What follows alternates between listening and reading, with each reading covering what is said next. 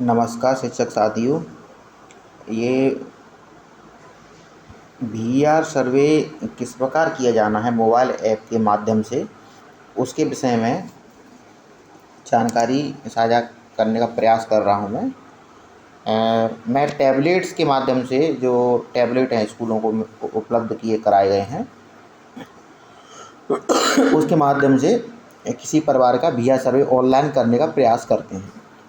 यह वीआर सर्वे mobile app आपको दिख रहा होगा। मैं इस पर क्लिक किया तो यहाँ यूज़र आईडी पासवर्ड एंट्री करने को मांग रहा है।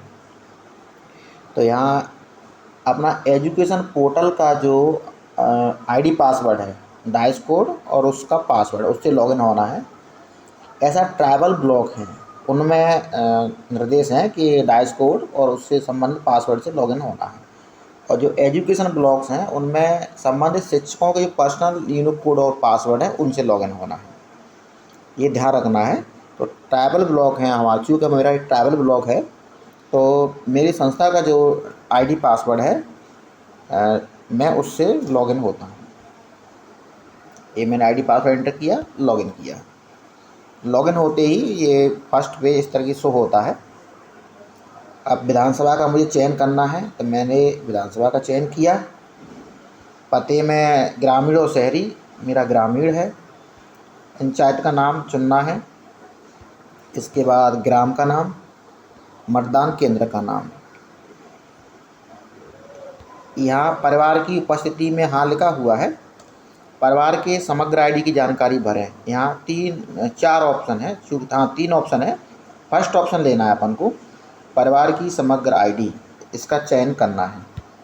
इसके नीचे जो ब्लैंक जो बॉक्स दिख रहा है समग्र आईडी, इसमें अपन को परिवार आईडी दर्ज करना है। मेरे पास एक सर्वे की जानकारी है, उसके आधार पर मैं समग्र आईडी एंटर करता हूँ।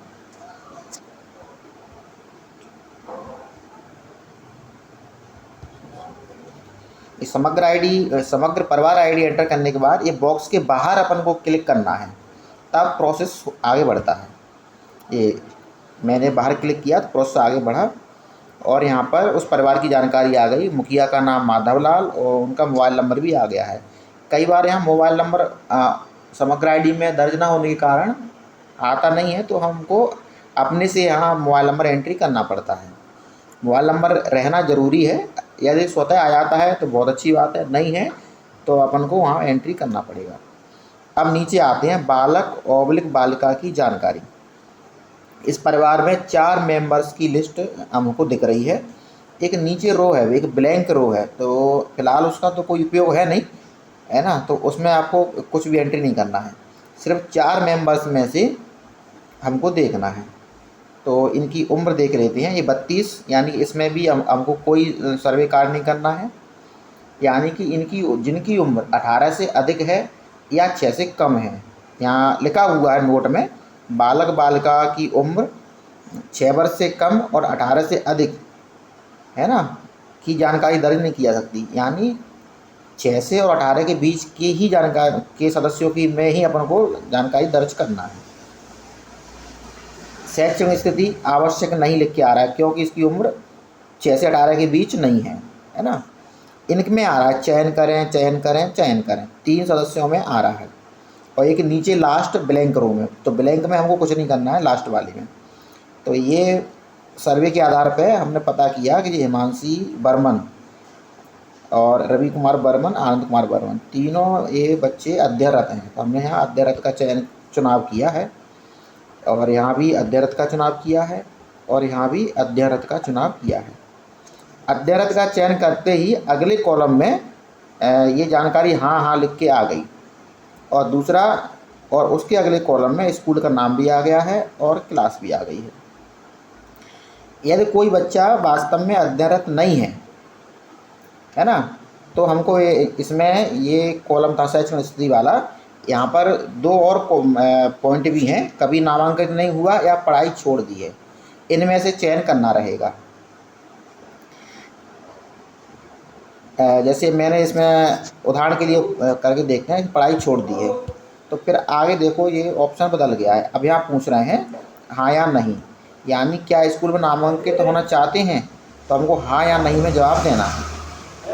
तो जैसी भी स्थिति हो सर्वे के दौरान, वैसा अपन को यहाँ पे हाँ नहीं में चुनाव करना है। एक चीज़ और ध्यान रखना है कि जैसे अपन यहाँ अध्ययन चुनाव कर रहे हैं, तो यदि बच्चा वास्तव में दर्ज है तो यहाँ स्कूल का नाम और डाइस कोड स्वतः ही पोर्टल पे आ जाता है, क्योंकि उनकी एजुकेशन पोर्टल पर मैपिंग है, तो मैपिंग के आधार पर आ जाता है। किसी बच्चे को आप अध्ययन यहाँ दर्ज कर रहे हैं और यहाँ पर यदि स्कूल का नाम नहीं है, तो इसका तात्पर्य यह है कि बच्चा वो शाला में दर्ज नहीं है या पोर्टल पर मैप नहीं है। तब आप ऐसी स्थिति में आपको यहाँ पर पढ़ाई छोड़ दी है या नामांकन नहीं हुआ है वो दर्ज करना पड़ेगा। ऐसा भी हो सकता है कि बच्चा वास्तव में दर्ज हो और लेकिन मैपिंग ना हुई हो, है ना। तो जैसी स्थिति हो आप वैसा यहाँ पर चयन करें। जानकारी पूरी फिल करने के बाद हमको यहाँ सबमिट पर क्लिक करना है। मैंने सबमिट पर क्लिक किया तो लॉग आउट हो गया है। अब ऐसा इसलिए होता है कि हम डाटा को फिल करने में समय अधिक ले लेते हैं। मैंने दोबारा लॉगिन किया तो वही जानकारी मैं दोबारा भरता हूँ, उसी परिवार की, कुम्हा केकरिया। अब मैं चूँकि एक बार पूरी जानकारी एक्सप्लेन कर चुका हूँ, तो अब मैं दोबारा चर्चा नहीं कर रहा हूँ।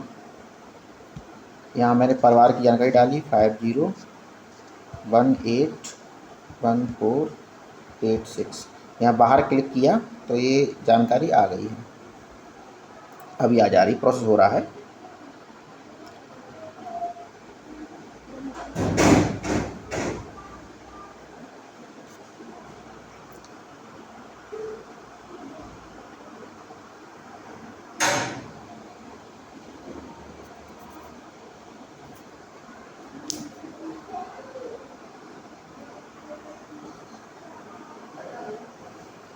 ये देखो, ये उसी परिवार की जानकारी आ गई है। इनकी जानकारी मुझे पता है तो मैं सीधे इनको एंट्री कर देता हूँ। अध्ययनरत है, ये अध्ययनरत है ना। और मैं इसको डाटा को सीधे सबमिट कर दे रहा हूँ। ये लिख के आ रहा है समग्र ID already exist parent record. मतलब ये है कि इसका सर्वे पहले से हो चुका है। हो सकता है मैंने पहले कर दिया हो।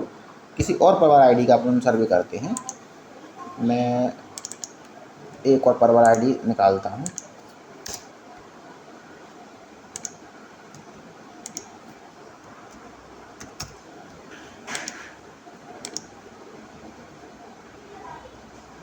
एक मिनट थोड़ा सा, हाँ चलिए जानकारी फिर से भरते हैं। ग्रामीण, यहाँ केकरिया परिवार आईडी चयन किया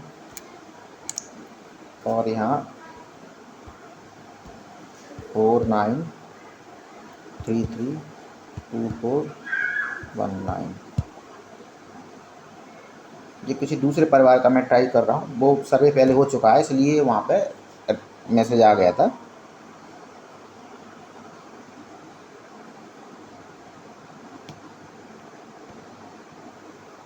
ये जानकारी आ गई है ना। तो सर्वे प्रपत्र को देखकर या सर्वे की जो भी जानकारी आपके पास है वास्तविक जानकारी, वैसे इसको भरना है। मैं इसमें अध्ययनरत एंट्री कर रहा हूँ। यहाँ भी एंट्री अध्ययनरत, ये भी अध्ययनरत हैं और ये भी अध्ययनरत हैं। यहाँ चेक करिए, यहाँ स्कूल के नाम भी आ गए, डाइस कोड भी आ गए। सबमिट करते हैं। ये परिवार का डाटा सक्सेसफुली सबमिट हो गया है ना। वैसे जो जानकारी बतानी थी वो पर्याप्त है। इसी प्रकार हमको सर्वे करते जाना है। धन्यवाद।